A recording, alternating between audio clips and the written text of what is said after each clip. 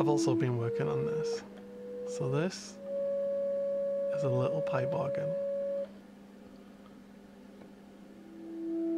Now this needs a lot of work. It's not a project I created, but I wouldn't mind trying to see if I can improve it and see where we can take this.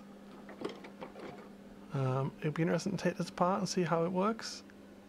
As we can see, not all the keys work. Some are missing a bit of setup on the reeds where these holes are. So these need to be carefully crafted so that the sound is generated. But on the high end, these have all been took apart. But that's not an issue.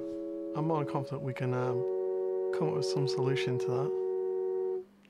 Now I know you probably want me to do more on the electric piano project, and that is what I'll be doing. But if you want me to follow that project with some of the progress on this, do let me know.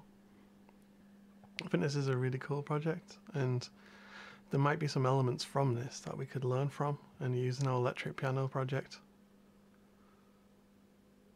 But yeah, I just thought I'd share this cool instrument, and I bet you can probably predict what I'm going to try and do first. Alright, well, put some predictions in the comments and then we'll see if you're right.